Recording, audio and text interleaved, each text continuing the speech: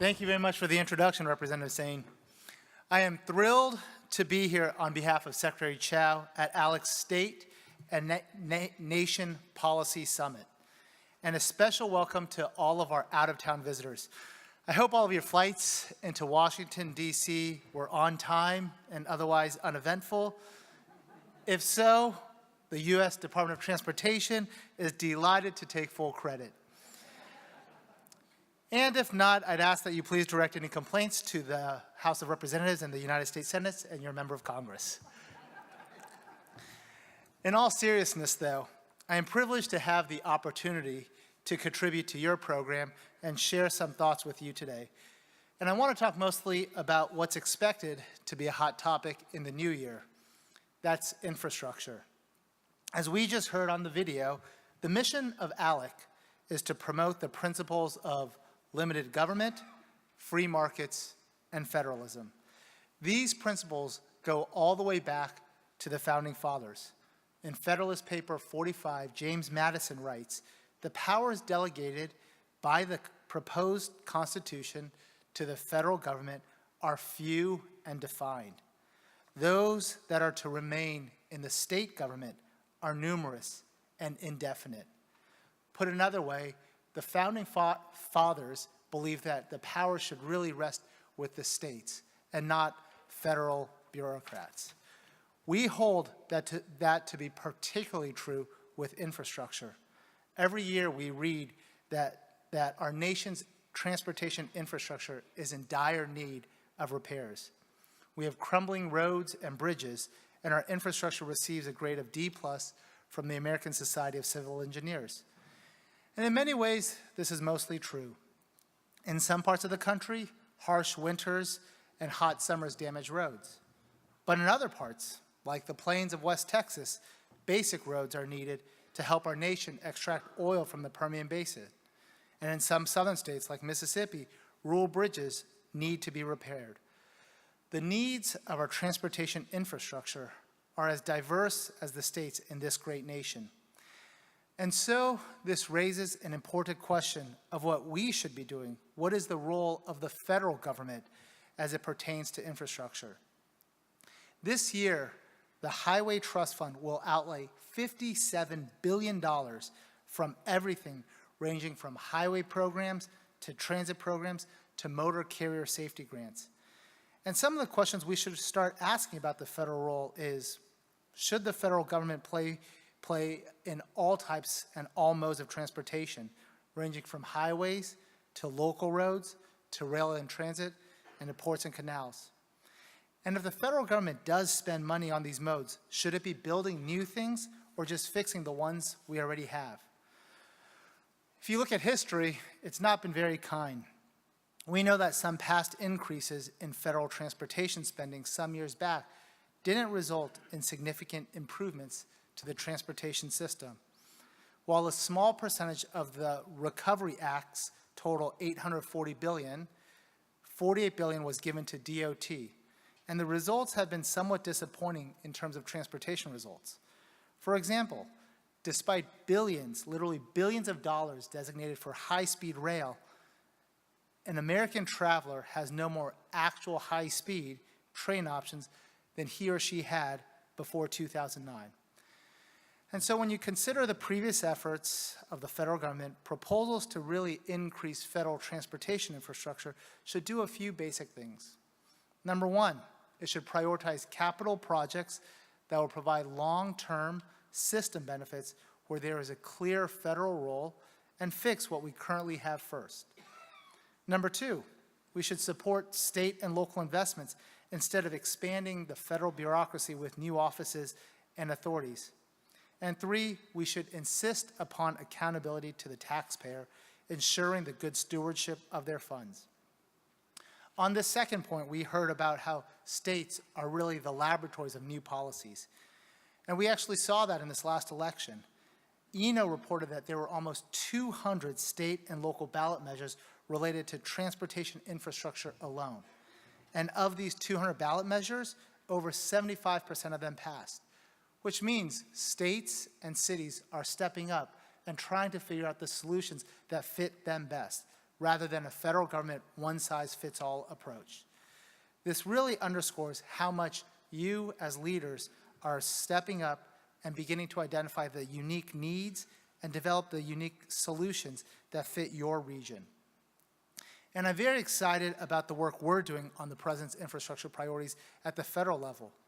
We look forward to continuing a bipartisan discussion with Congress on a legislative package. But it's important to note that when it comes to rebuilding our nation's infrastructure, we're already beginning to implement many of the President's principles as we speak. Several examples of these principles include permitting reform, addressing rural investment, and working with state and local governments to better leverage government resources. On permitting reform, we believe there is a huge amount that can be done to speed up project delivery and the economic growth that comes from new infrastructure. The White House has gathered DOT along with more than a dozen other federal agencies harnessing our talented career subject matter experts to advance permitting reform. And the President signed the One Federal Decision earlier this year to bring exciting change that will force federal agencies to work together better. Turning to rural investment, this is an area where we feel strongly about. We believe that many rural areas have been underserved by infrastructure spending over the past decade, and we see disproportionate risks in rural communities. Did you know that 20% of Americans live in rural communities, yet 50% of all fatal traffic accidents occur in rural communities? And so you would think that the federal government has a significant role with rural America. However, what we've seen in a lot of the past decades, rural America was underfunded. And so we are stopping that practice here. DOT, along with other agencies, are working to address this by increasing funding to rural America. And we've already made significant progress. In a couple of weeks, we're going to announce $1.5 billion in build grants. Last year's build program saw 2/3 of funds go to rural projects. In previous years, this was completely inverted. 25% went to rural America, while 75% went to urban. And we're changing this, and we'll see that in the coming weeks with our announcement. Another area we're focused on is local and state involvement and the federal role. We want to ensure that state and local governments are taking the lead on specific projects. And this goes back to the core question of what is the proper federal role, which we believe is to provide a supportive framework without trying to micromanage projects or push aside state and local partners. And what many often miss are the strings that come with federal money, including regulations on environmental compliance, Buy America, and Davis-Bacon, costs that in abstract are well-meaning, but may not be appropriate in a one-size-fits-all approach when you consider richer versus poorer states, varying population density, and project size. Now, when we talk about the federal role and the importance of local leadership, a critical example that I want to address with you all is a collection of projects in New York City and New Jersey known as Gateway. Right now, the discussion is being framed as how much should the federal government spend on this project that's very important to regional leaders. This is for a project that is likely to take decades to complete and where costs will almost certainly balloon beyond the $30 billion current estimate. And we think this is a great example of where it makes sense for local leaders to step up and make the best decisions for their region. Simply having all of America, all of your constituents, foot the bill for this project and to have the project then weighed down by regulatory and permitting requirements that will take years to fix doesn't make any sense and really wouldn't be the best thing for any infrastructure project. We're hopeful for this because New York actually has a long demonstrated an ability to solve these challenges. Just a few years ago, officials in New York demonstrated ingenuity when it came to their airport. LaGuardia is being rebuilt through a creative partnership with multiple stakeholders and significantly backed by local revenue sources. And so what we're hoping when it comes to Gateway is to see that what local leaders have in mind and for them to lead the way on funding this very important regional project. Related to infrastructure is regulatory reform. And this is mind-blowing. We have rules and regulations on our books that date back over a century. There's a rule that we have to enforce that prohibits contracting officials from using a patented or proprietary product. This rule was adopted in 1916. Yes, when President Wilson was in office. State and local governments, all of you and all of your local transportation offices are prohibited from using federal dollars if you want to use any new technology. And earlier this year, the president directed all agencies that said this has got to stop. Every regulation should have to pass a very simple test.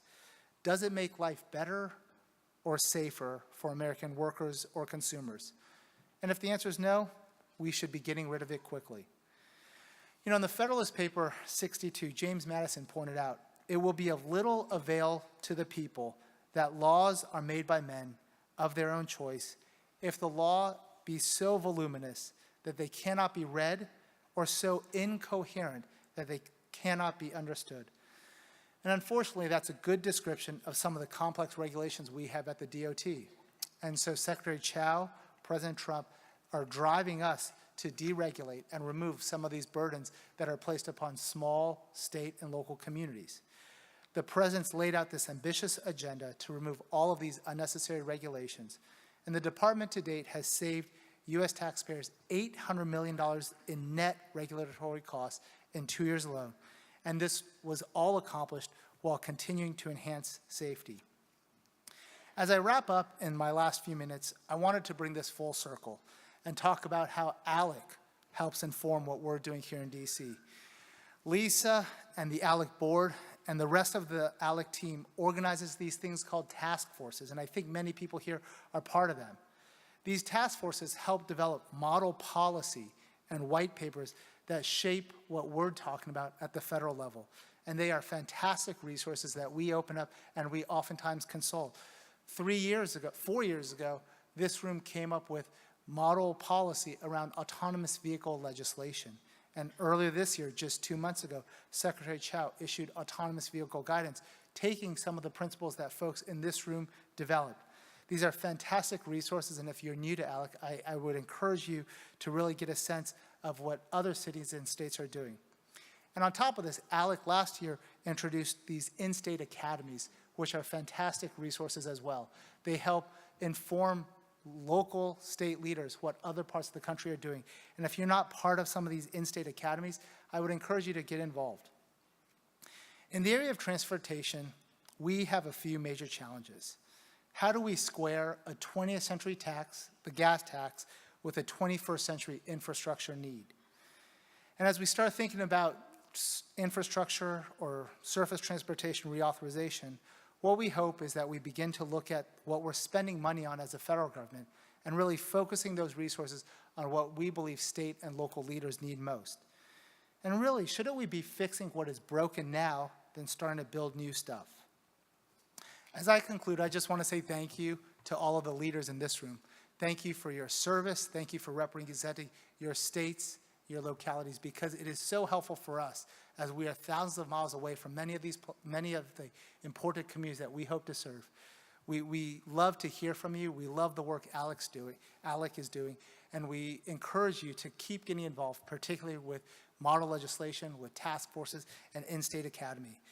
I'm really grateful for the service of the leaders in this room, because only together can we address these difficult transportation challenges. And thank you all for your leadership. Thank you all for being here today.